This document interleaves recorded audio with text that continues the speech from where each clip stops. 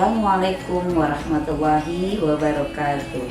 Yang terhormat dosen penguji UKIM PPG dalam jabatan Bat 1 tahun 2023 LPTK Universitas Islam Negeri Salatiga. Perkenalkan, nama saya Noni Apriyawati. Saya adalah guru Akidah Akhlak di MTS At-Taqwa 08 Kota Bekasi, Provinsi Jawa Barat. Pada kesempatan kali ini, saya akan melaksanakan kegiatan praktek pembelajaran untuk memenuhi ujian kinerja PPG dalam jabatan Bat 1 tahun 2023 dengan tema keistimewaan Al-Quran di kelas 8 MTS At-Taqwa 08 Kota Bekasi pada hari Kamis tanggal 24 Agustus tahun 2023. Berikut video UKIN saya.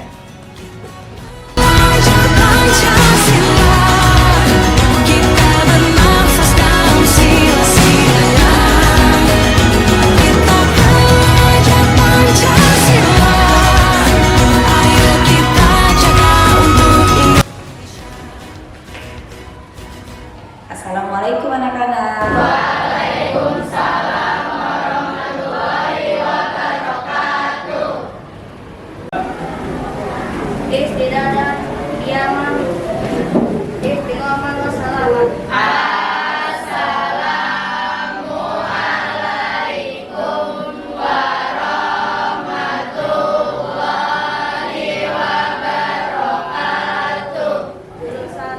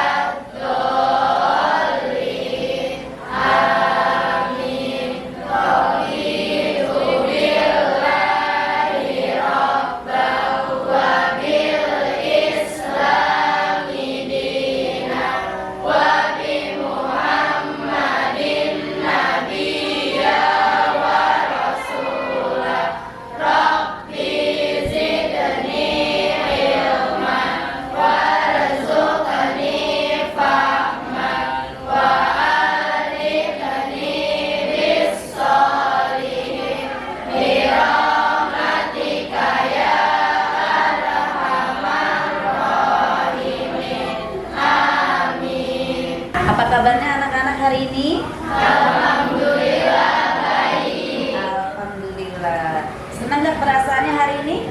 Senang. Kenapa? Ada yang tahu? Karena hari ini kita akan belajar tentang Al-Quran. Ya, karena hari ini kita mau membahas tentang Al-Quran dan keistimewaannya. Siap ya? Sebelum memulai materi, Ibu mau absen terlebih dahulu ya.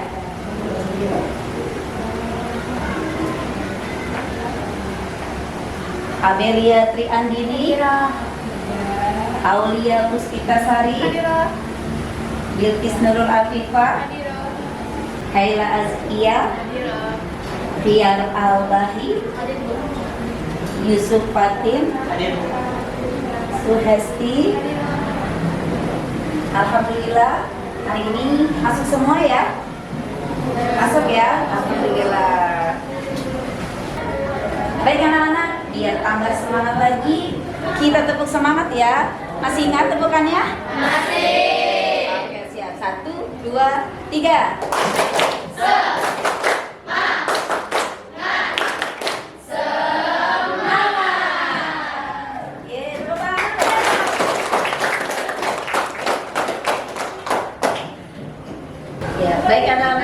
sebelum memulai materi, Ibu mau cek kerapihan kelas terlebih dahulu ya. Coba dilihat di bawah meja kalian masing-masing. Sudah rapi kah? Sudah bersih kah? Sudah. Alhamdulillah sudah. Baik anak-anak, Ibu mau bertanya, siapa yang masih ingat di minggu lalu kita membahas tentang materi apa? Saya Bu. Ya, Bel. Pada pertemuan sebelumnya kita membahas tentang keistimewaan Al-Quran. Ya, di minggu lalu Ibu membahas tentang Al-Quran dan keistimewaannya. Ya, Al-Quran adalah kitab suci bagi umat Islam yang berisikan petunjuk-petunjuk bagi umat manusia. Al-Quran mempunyai keistimewaan, diantaranya ialah tidak ada yang menyamai keindahan tatanan bahasa yang ada di dalam bacaan Al-Quran. Oleh sebab itu, barang siapa yang membaca Al-Quran, Allah akan memberikan pahala kebaikan dari bacaan Al-Quran tersebut. Nah, anak-anak, Ibu mau bertanya nih. Tadi pagi, siapa yang habis sholat subuh, kalian membaca Al-Quran? Saya, Bu. Alhamdulillah ya. Jadi jangan dilupakan Bu ya, kalau habis sholat subuh kita harus tadarus. Tidak hanya habis sholat subuh, habis sholat zuhur juga harus tadarus, disematkan walaupun hanya beberapa ayat. Terus habis sholat zuhur, sholat apa lagi? Asar juga disempatkan, itu selembar atau 2 lembar ya. Kalian harus sempatkan untuk membaca ayat Al-Quran. Supaya apa? Supaya kalian mendapatkan keberkahan dari keistimewaan Al-Quran. Ya, baiklah anak-anak. Hari ini tujuan pembelajaran kita yaitu, silakan dibaca. Menghayati keutamaan Al-Quran, mengamalkan sikap kecintaan kepada Al-Quran, memahami sejarah, hakikat, dan keistimewaan Al-Quran, mengkomunikasikan contoh-contoh bukti keistimewaan Al-Quran. Ya, itulah tujuan pembelajaran kita hari ini. Tapi di sini Ibu akan membahas tentang sejarah diturunkannya Al-Quran. Allah menurunkan Al-Quran melalui malaikat Jibril alaihissalam kepada Nabi Muhammad sallallahu alaihi wasallam. Proses penurunannya yaitu selama 23 tahun. Secara berangsur-angsur Nabi Muhammad menerima wahyu. Ada yang tahu surat pertama yang Allah wahyukan atau Allah turunkan kepada Nabi Muhammad, siapa yang tahu? Saya. Ya, surat apa? Surat Al-Alaq. Surat Al-Alaq. Ayat berapa sampai berapa, ada yang tahu? 1 sampai 5. 1 sampai 5. Baik, sama-sama kita membaca surat Al-Alaq. Baca ta'awudz dulu ya. Ya, 1, 2, 3. A'udzu billahi minasyaitonir rajim. Bismillahirrahmanirrahim. Iqra bismi rabbikal ladzi khalaq. Khalaqal insana min 'alaq. Iqra wa rabbukal akram. Alladzi 'allama bil qalam. 'Allamal insana ma lam ya'lam. Ya, itu adalah ayat 1 sampai 5 yang Allah turunkan atau wahyukan kepada Nabi Muhammad SAW. 2. Menurut ulama Al-Quran membagi sejarahnya, yaitu yang pertama periode Makkiyah, yang kedua periode Madaniyah, Periode Makkiyah yaitu Al-Quran diturunkan ketika Nabi Muhammad masih menetap di kota Makkah. Dan periode Madaniyah Nabi Muhammad SAW sudah mendapatkan perintah untuk berhijrah. Yaitu kemana berhijrahnya? Ke Madinah. Kalau dahulu namanya Yasrib, nah kalau sekarang namanya Madinah. Untuk penjelasan ini ada yang mau bertanya? Silakan. Ya, Aulia. Bagaimana cara para sahabat menjaga Al-Quran ketika Rasulullah masih hidup? Bagaimana cara para sahabat menjaga Al-Quran ketika masa Rasulullah masih hidup? Ya, ada lagi yang mau bertanya? Silakan. Ya, kemudian. Apakah semua masyarakat Arab pada saat itu langsung menerima ajaran-ajaran Al-Quran oleh Rasulullah? Oh ya.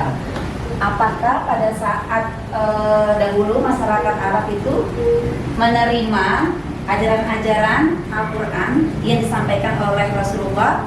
Ya, kita jawab pertanyaan-pertanyaan dari teman-teman kalian ini pada diskusi kita pada hari ini ya. Nanti kalian membentuk kelompok ya, kelompoknya dibagi menjadi 4 ya, dibagi menjadi 4. Silakan tentukan untuk ketua kelompok masing-masing ya. Anak-anak, sebelum kita memulai diskusi pada hari ini, perhatikan dulu video pembelajaran berikut ini.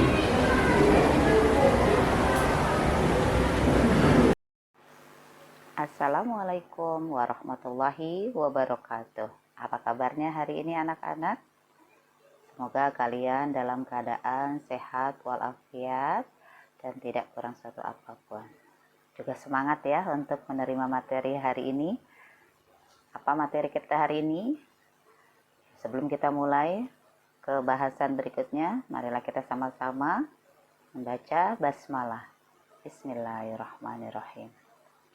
Baik anak-anak, untuk materi hari ini, Ibu akan sebutkan dulu apa yang akan kita pelajari, yaitu tentang sejarah diturunkannya Al-Quran, pengertian Al-Quran, bukti kebenaran Al-Quran, isi pokok kandungan Al-Quran, dan keistimewaan Al-Quran sebagai mukjizat. Ya, baik, sudah siap. Sejarah diturunkan Al-Quran. Allah menurunkan Al-Quran kepada Nabi Muhammad SAW selama 23 tahun melalui malaikat Jibril alaihissalam secara berangsur-angsur. Jadi tidak sekaligus. Ya. Al-Quran diturunkan bertepatan dengan tanggal 17 Ramadan 610 Masehi.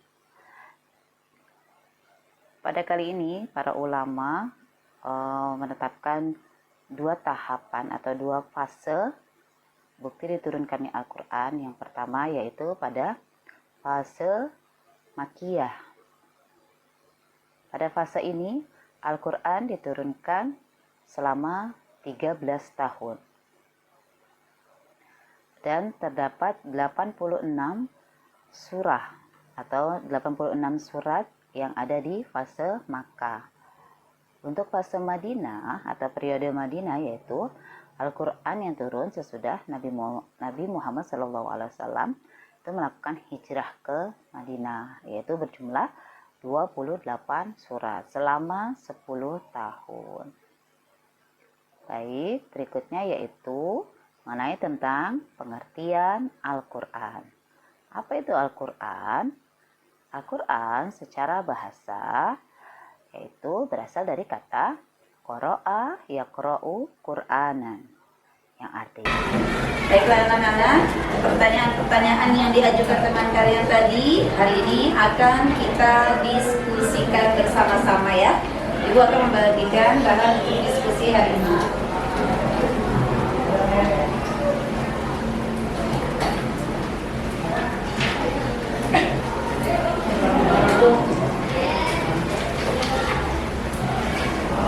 Ya, Silakan kalian diskusikan bersama kelompok kalian dan nanti akan dicatat ya di lembar yang sudah Ibu sediakan. Silakan bekerja sama dengan temannya. Kalian bisa menggunakan media yang ada di hadapan kalian, yaitu berupa buku materi akidah akhlak. Silakan ya, dimulai ya.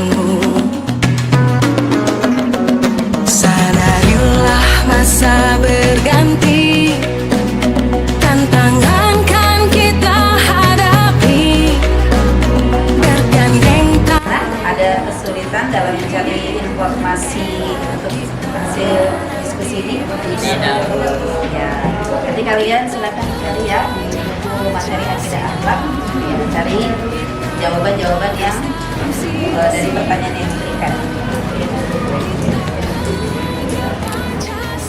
Apa ada kesulitan dalam mencari hasil diskusi ini?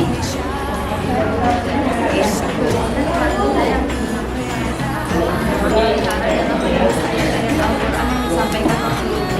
Ya, sini ada jawabannya ya. Silakan kalian lihat ya.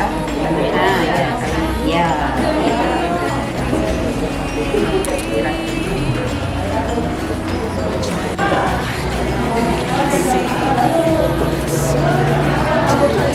Bagaimana?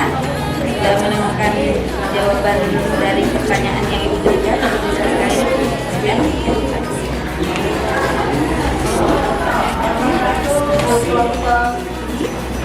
Ya, baiklah anak-anak, diskusi kita pada hari ini telah selesai. Silakan nanti ada perwakilan dari satu kelompok yang maju untuk membacakan hasil diskusi. Siapa yang ingin mempresentasikan kesimpulan pada diskusi kita hari ini? Kelompok saya. Ya, silakan. Baiklah, saya akan membacakan hasil diskusi kelompok yang sama-sama kita pelajari pada hari ini. 1. Al-Quran adalah petunjuk bagi umat manusia. 2. Ketika Al-Quran diturunkan, Rasulullah SAW memerintahkan para sahabat untuk menghafalnya dan menuliskannya di kulit domba, batu, tulang unta, dan lain sebagainya. 3. Allah menurunkan Al-Quran secara berangsur-angsur, surah per surah dan ayat per ayat. 4. Periode diturunkannya Al-Quran menjadi 2, yaitu periode Makkiyah dan periode Madaniyah. 5. Periode Makkiyah ketika Rasulullah masih di Makkah dan belum berhijrah. Periode Madaniyah ketika Rasulullah sudah berhijrah ke Madinah. Ya, terima kasih mungkin. Ya. Ya, terima kasih untuk kelompok 1, kelompok 2, kelompok 3, dan kelompok 4 untuk diskusi pada materi keistimewaan Al-Quran kali ini. Ya, dan untuk menambah wawasan pengetahuan kalian tentang keistimewaan Al-Quran, sejarah dituliskannya Al-Quran, maka akan ada sebuah permainan. Permainannya per kelompok, ya. Yang sudah sebelumnya Ibu jelaskan di materi sebelumnya. Nah, hari ini kita akan mengulang kembali untuk materi permainan berikut ini, ya. Silakan dibentuk kembali kelompoknya. Kedua kelompoknya siapa? Nanti permainannya akan maju satu persatu untuk menjawab pertanyaan yang ada di papan tulis ya. Nanti kalian lihat untuk jawabannya. Nanti temannya bergantian ya menjawab setiap pertanyaan yang sudah Ibu berikan. Paham semuanya? Silakan ya dipersiapkan untuk kelompok berikutnya. Ya, baiklah anak-anak. Di permainan kali ini, ya, kalian sudah membentuk kelompok baru. Sudah, ya, sudah ditentukan siapa yang maju pertama, kedua, ketiga, keempat, atau kelima dan berikutnya. Terusnya sudah dibentuk. Sudah, ya. Untuk kelompok 1, nanti di sini ya. Ya, untuk kelompok 2 sini, kelompok 3 di sini, dan kelompok 4 di sini, ya. Di setiap angka ini ada jawaban yang harus kalian isi, ya. Paham semuanya? Ya, silakan ya, nanti ibu kasih aba-aba untuk siapa lagi yang pertama.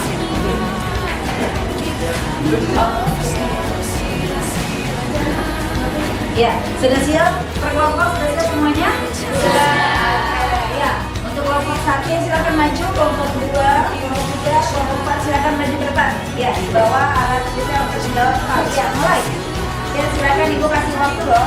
1, 2, 3, 4, 5.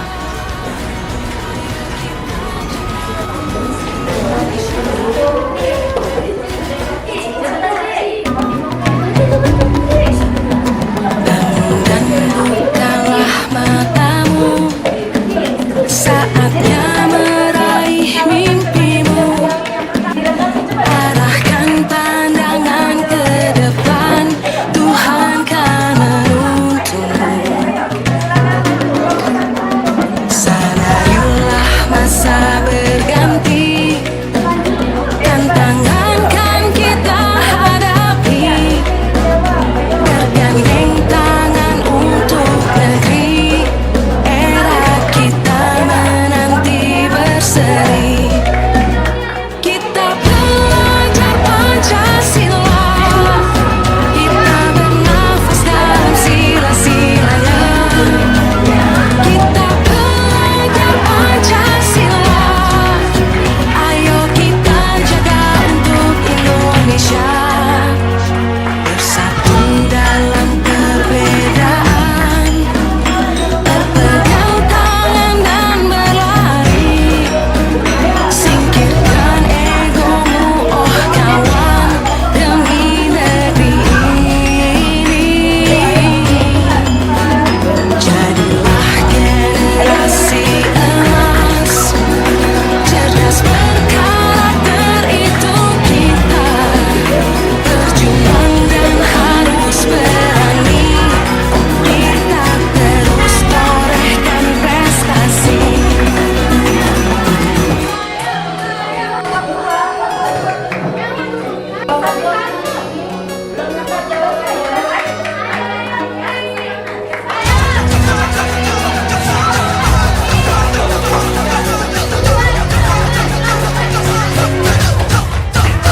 Kita pelajar Pancasila, kita bernafas dalam sila-silanya. Kita pelajar Pancasila, ayo kita jaga untuk Indonesia. Kita pelajar Pancasila, kita bernafas dalam sila-silanya. Kita pelajar Pancasila, ayo kita jaga untuk Indonesia.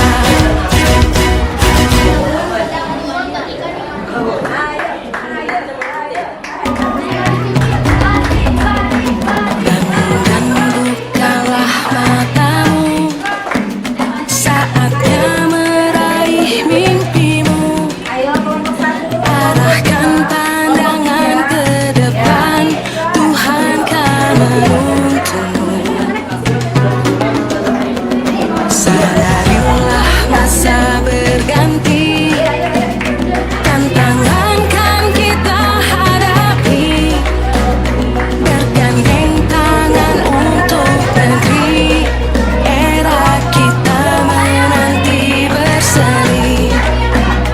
Kita pelajar Pancasila, kita bernafas dalam sila-silanya. Kita pelajar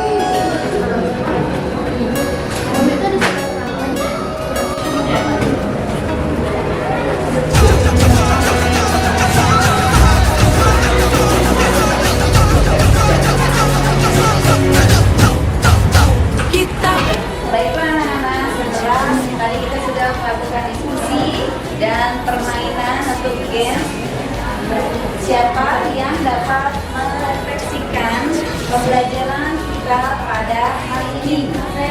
Ya, silakan Putri.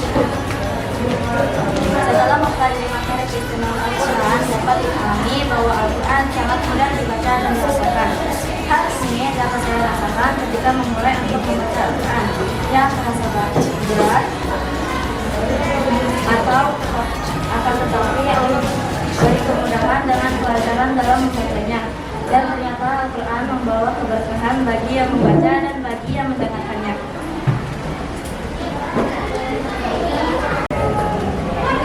Ya anak-anak, sebagaimana yang kita ketahui bahwa Al-Quran membawa keberkahan bagi setiap orang yang membaca Al-Quran. Dan Allah sudah menjanjikan itu di dalam Al-Quran, bahwa kalau yang membaca Al-Quran dalam satu huruf pasti akan mendapatkan berapa pahala kebaikan? 10 pahala kebaikan. Jangan lupa untuk selalu membaca Al-Quran. Ya, untuk pembelajaran pada hari ini kita sudahi. Siapa yang dapat menyimpulkan materi kita pada hari ini di pembelajaran keistimewaan Al-Quran? Silakan. Ya, silakan Yusuf. Baiklah, saya akan membacakan kesimpulan dari materi yang sama-sama kita pelajari pada hari ini. Sebelum Al-Quran diturunkan, masyarakat Arab hidup dalam kegelapan, juga disebut masyarakat jahiliyah, karena mereka tidak dapat memilih dengan benar. Setelah Nabi Muhammad SAW diutus Allah Subhanahu Wa Taala untuk menyampaikan Al-Quran sebagai petunjuk hidup yang benar, sebagian dari mereka ada yang beriman, ada juga yang menolak. Mereka yang awalnya menyembah berhala, kemudian menyembah Allah Subhanahu Wa Taala dan mau mengikuti ajaran Islam. Hikmahnya yaitu diturunkannya Al-Quran adalah untuk menuntun manusia ke jalan yang benar agar selamat hidup di dunia dan akhirat. Ya, terima kasih Yusuf untuk kesimpulan pembelajaran kita pada hari ini. Dari kesimpulan tersebut, apakah ada yang ingin ditanyakan? Tidak. Terima kasih. Kalau tidak ada yang ditanyakan, mari sama-sama kita akhiri pembelajaran pada hari ini dengan mengucapkan Alhamdulillahirabbil alamin. Subhanakallahumma wa bihamdika asyhadu an la ilaha illa anta astaghfiruka wa atubu ilaik. Terima kasih untuk hari ini, semuanya hebat.